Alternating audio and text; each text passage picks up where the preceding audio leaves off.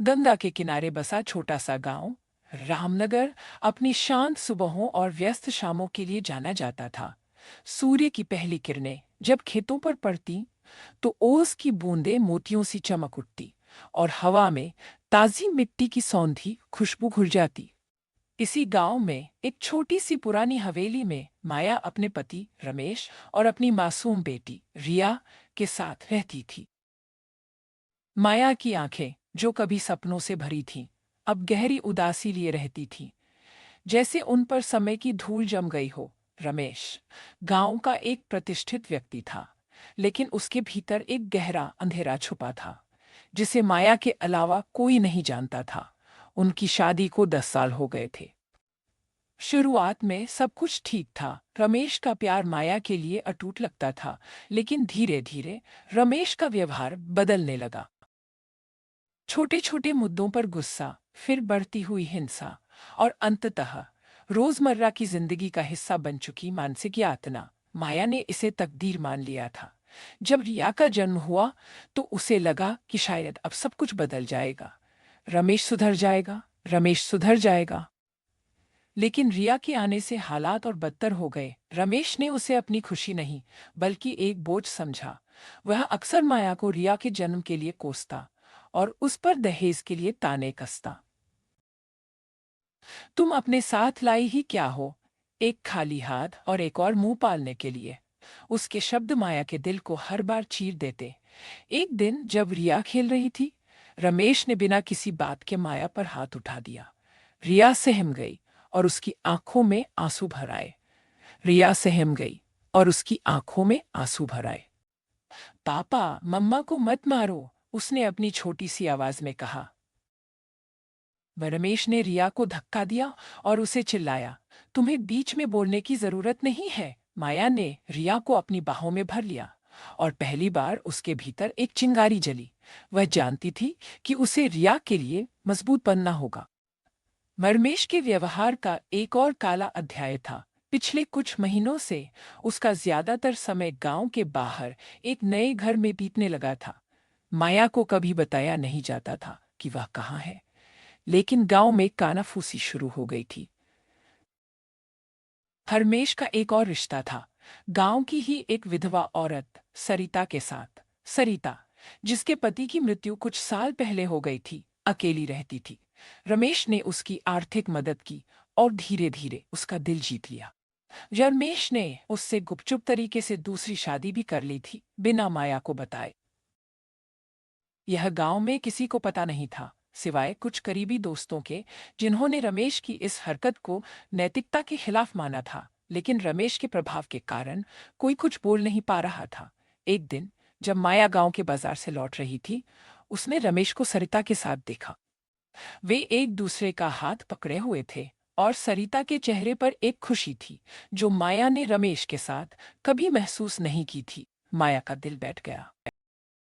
उसके कानों में गांव की फुसफुसाहटें गूंजने लगीं। वह चुपचाप अपने घर लौट आई, लेकिन उसके मन में एक तूफान उठ रहा था। रात भर वह सो नहीं पाई। उसने रमेश से पूछा, तुम कहाँ थे कल? रमेश ने गुस्से से कहा, तुम्हें क्या मतलब? रमेश ने गुस्से से कहा, तुम्हें क्या मतलब? मैं जहाँ चाहूं वहां जाऊं। माया ने हिम्मत करके पूछा, क्या तुम्हारी कोई और शादी है? रमेश का चेहरा पीला पड़ गया। उसने उठकर माया को जोरदार थप्पड़ मारा। तुम्हारी इतनी हिम्मत ऐसी बातें कहने की। लेकिन इस बार माया नहीं टूटी।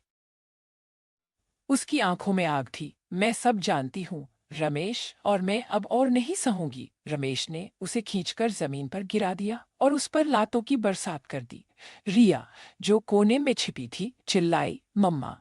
माया ने दर्द से कराहते हुए कहा, बस रमेश, बस, अब और नहीं। इसी बीच सरिता की गोद में एक बच्चा हुआ था, रमेश का एक अवैध बच्चा। यह खबर गांव में फैलने लगी थी और लोग अब खुलकर रमेश के बारे में बात करने लगे थे। रमेश की प्रतिष्ठा, जो कभी उसका कवच थी, अब दरक रही थी। एक दिन सरिता बीमार पड़ गई और रमेश उसके साथ रहने लगा। माया ने इस मौके का फायदा उठाया। उसने गांव के कुछ बुद्धिमान लोगों से बात की और उन्हें रमेश के दोहरे जीवन और उसके अत्याचारों के बारे में बताया। उन्होंने उसे कानूनी सलाह लेने की सलाह दी। माया के भीतर एक नई शक्ति का संचार हुआ। वह रिया को लेकर गांव के बाहर शहर में गई और एक वकील से मिली। वकील ने उसकी कहानी सुनी और उसे विश्वास दिलाया कि वह न्याय पा सकती है। जब रमेश वापस आया तो उसने माया को घर में नहीं पाया। उसने गुस्से से घर का सामान फेंकना शुरू कर दिया। कुछ दिनों बाद उसे अदालत से एक समन मिला। माया ने रमेश पर घरेलू हिंसा और दूसरी शादी के लिए मुकदमा दायर किया था। रमेश ने सोचा कि माया उसे कभी चुनौती नहीं दे पाएगी, लेकिन वह गलत था। अदालत में माया ने रमेश के हर अत्याचार को विस्तार से बताया। हरिया ने भी अपनी मां के साथ हुई हिंसा की गवाही दी। गांव के लोग, जिन्होंने रमेश को हमेशा सम्मान दिया था, अब उसके खिलाफ खड़े थे। सरिता भी, जिसे रमेश ने छोड़ दिया था, अपनी कहानी सुनाने के लिए तैयार हो गई। उसने रमेश के धोखे और अपने अवैध बच्चे के जन्म के बारे में बताया।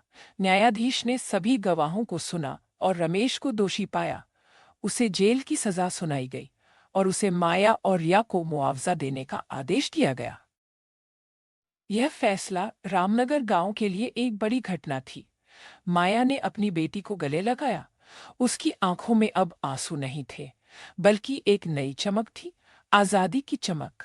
उसने अपनी जिंदगी में पहली बार अपनी पसंद की शक्ति को महसूस किया था। वरिया बड़ी होकर एक मजबूत और आत्मनिर्भर महिला बनी। उसने अपनी मां की तरह कभी किसी अन्याय के सामने झुकना नहीं सीखा। माया ने गांव में एक छोटा सा स्कूल खोला, जहां उसने लड़कियों को पढ़ाना शुरू किया। उसका लक्ष्य था कि कोई भी लड़की वैसी जिंदगी ना जिए जैसी उसे जीने पर मजबूर किया गया था। रामनगर में माया की कहानी एक किंवदंती बन गई, एक ऐसी औरत की कहानी जिसने अंधेरे से लड़ाई लड़ी और जीत हासिल की, और यह साबित कर दिया कि हर अंत एक नई शुरुआत हो सकता है।